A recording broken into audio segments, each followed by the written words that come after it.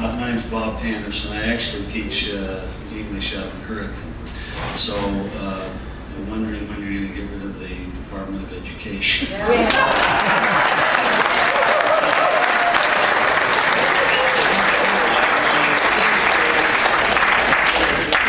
Or Washington administrators are hearing that when they hear that. But, you know, I love what I'm hearing from you, Senator, and I feel like the direction you're going. For years, I always kept wondering, I kept thinking, you know, why do I have to search outside of Utah to find people that represent the things that we really believe here about doing things on our own and you know, getting the job done in limited government. Sometimes I wonder when we talk about all these government programs, and it's endless, and I can't figure out where's the justification for it. And I'm always reminded of a statement, I'm not sure where it was, but where, what right does Citizen A have to tell Citizen B what he shall do for Citizen C? And it's just spread everywhere.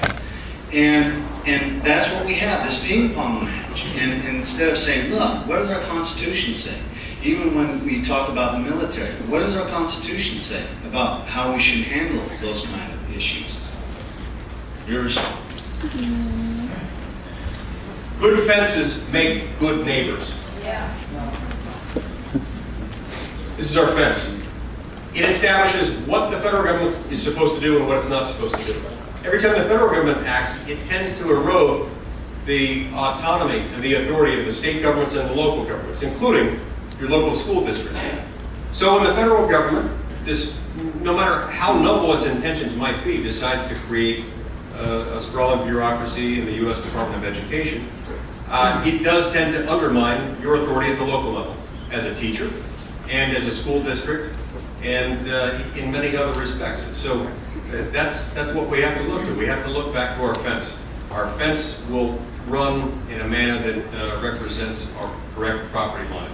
If we forget about the fence, we forget about the boundary line, that's where we get into trouble. We want the best education for our children.